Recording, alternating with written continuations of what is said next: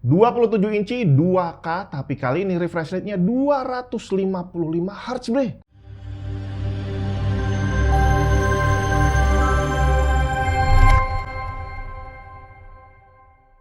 Halo, saya Jun. Minggu lalu saya udah ngetes monitor yang hampir sama-sama 27 inci, 2K juga, tapi refresh rate-nya cuma 200 Hz. Bisa di overclock jadi 210 dari Gigabyte G27Q20.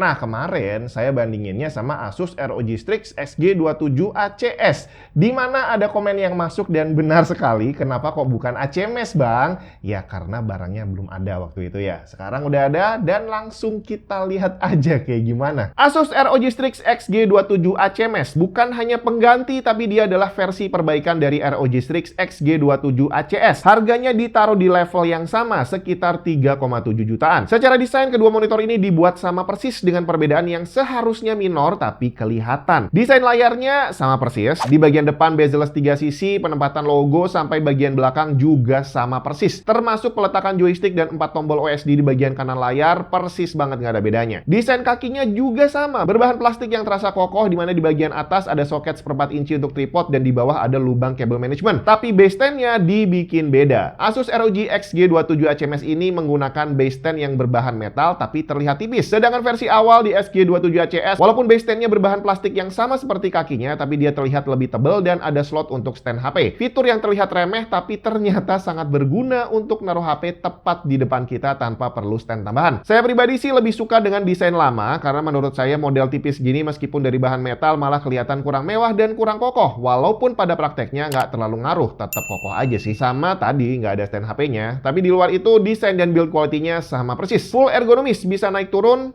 tilt, pivot, dan swivel, serta support VESA wall mount 100x100 dan Kensington lock. Connectivity-nya juga sama persis dengan pendahulunya, ada satu DisplayPort 1.4, satu HDMI 2.1, serta satu USB-C yang support display dan power delivery walaupun kecil banget, cuma 15 watt. Kemudian ada satu earphone jack 3,5 mm, pokoknya semua sama persis lah kecuali base stand-nya. Tapi untuk speknya bedanya cukup jauh. Asus ROG Strix XG27 ACMS ini menggunakan panel Face IPS yang lebih bagus dibandingin pendahulunya. Ukuran layar sama-sama 27 inci, resolusi sama-sama 2560x1440, color space-nya sama-sama 97% sRGB dan 133% DCI-P3, tapi kontras rasionya 1300 banding 1 dan refresh rate-nya 240 Hz yang bisa di overclock jadi 255 dengan satu klik aja di OSD. Dibandingin pendahulunya yang kontrasnya cuma 1000 banding 1 dan refresh rate hanya 180 Hz. Gimana dengan performance-nya? Kita mulai dari latency. Pada luminance 100 nits yang saya dapat di level brightness 3%, average deviasinya cuma 4% aja. Dan saat brightness-nya saya naikin sampai maksimal, di mana monitornya berhasil mencapai luminance 520 nits, gila banget nih, terang banget bre. Average deviasinya cuma 3% aja. Jadi monitornya sah masuk kategori flicker free. Warna, gamutnya mantep banget, udah bener-bener mepet 100% sRGB dan tepat 90% DCI-P3. Mode sRGB bawaannya di set di luminance 128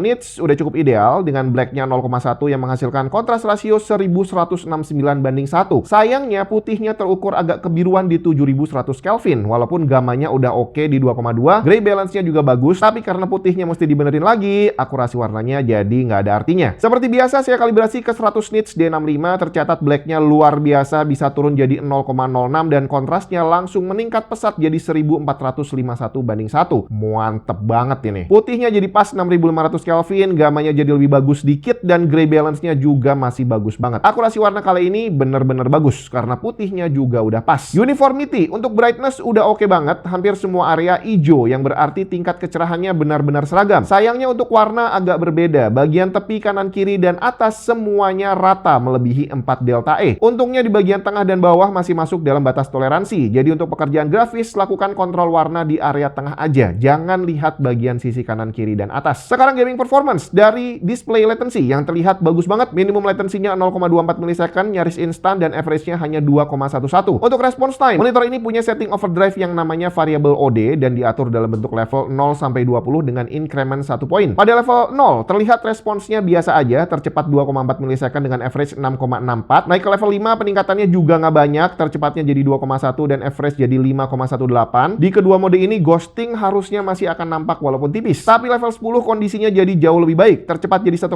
milisecond dengan average jadi 4,5 1,43 dan tidak ada overshoot. Dan ini adalah setting overdrive terbaik. Naik ke level 15, kondisinya tidak lebih baik, tercepat nggak meningkat, average-nya naik dikit tapi overshoot-nya udah muncul dan lumayan banyak. Level 20, apalagi overshoot-nya ketinggian dan kebanyakan. Secara visual, sesuai yang udah saya sebut di awal tadi, level 0 dan level 5 ghosting masih nampak walaupun tipis. Dan di level 10, gambarnya terlihat jauh lebih bening tanpa gangguan inverse ghosting. Dan ini adalah setting terbaik. Sedangkan level 15 dan 20, sesuai hasil pengukuran, gangguan visualnya banyak dan sangat nampak di semua kondisi. Berapa skor monitor ini? Untuk desain dan feature, walaupun hampir sama dengan XG27 ACS, tapi karena stand HP-nya dihilangkan, terpaksa skornya harus saya turunkan dikit jadi 83. Sedangkan untuk performance, another near perfect IPS panel, 95 di semua skenario, general, gaming, dan kreator. Sekarang gimana kalau dibandingin sama yang lain? Tentu saja saya bandingin dengan ROG Strix XG27 ACS dan yang baru saya tes sebelumnya, Gigabyte G27Q20. Memang nggak sekelas karena refresh rate keduanya lebih rendah, tapi hanya itu yang saya punya. Kalau dari color gamut, XG27 ACMS bisa dibilang setara dengan pendahulunya dan setara juga dengan Gigabyte G27Q20. Tetapi untuk kontras rasio, dia jelas jauh lebih bagus. 1451 dibandingin 900 banding 1, bahkan Asus ROG Strix XG27 ACMS ini sedikit lebih baik dibandingin Gigabyte. Untuk gaming, display latency monitor ini terlihat punya delay paling rendah, walaupun selisihnya nggak banyak. Minimum latency ketiganya hampir setara, tapi untuk average-nya dia terlihat paling rendah, 2,11 dibandingin ACS yang 2,62 dan G27Q20 yang 3,4 milisecond. Sedangkan untuk response time, XG27 ACMS mencatat respons tercepat 1,6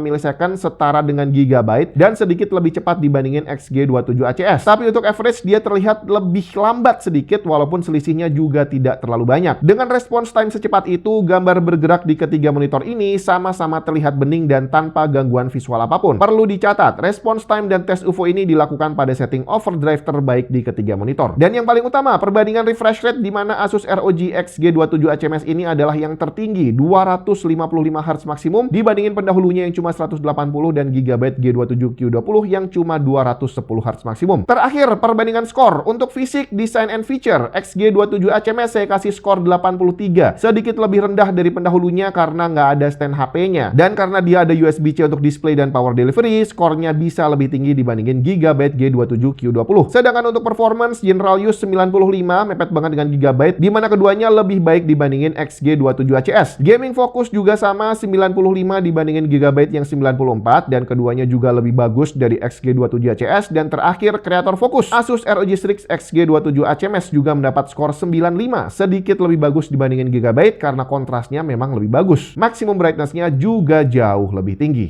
Untuk kesekian kalinya, ada harga, ada kualitas, nggak bisa dibantah. Kemarin Gigabyte G27Q20 itu performance-nya luar biasa, saya bilang nyaris sempurna dan harganya juga luar biasa murah, 2,8 jutaan. Tapi sekarang kita dihadapkan pada monitor yang harganya 1 juta lebih mahal atau hampir 1 juta lebih mahal lah ya. Tapi dia ternyata punya performance yang sedikit lebih tinggi, refresh rate-nya juga lebih tinggi, ditambah lagi desain fisiknya juga lebih bagus dan ada USB-C untuk display dan power delivery-nya. Di mana hal ini sangat berguna untuk pengguna laptop, terutama MacBook yang juga pelit colokan USB gitu ya. Cukup dengan satu USB-C aja, kamu udah bisa pakai display kedua dan bisa sekalian bukan ngecas sih, tapi at least baterainya nggak terlalu cepat habis karena ada supply listrik masuk 15 watt selama laptopnya dipakai. Jadi kalau kamu hanya mengejar performance panelnya aja, ya memang harga segini akan terlihat lebih tinggi dan Gigabyte kemarin akan jadi pilihan yang lebih menarik. Tapi kalau fitur-fitur tambahan tadi dimasukkan ke dalam pertimbangan dan kamu memang butuh, berarti harganya ya emang udah selayaknya. Ditambah lagi, Asus punya Perfect Pixel Warranty yang berlaku 1 tahun.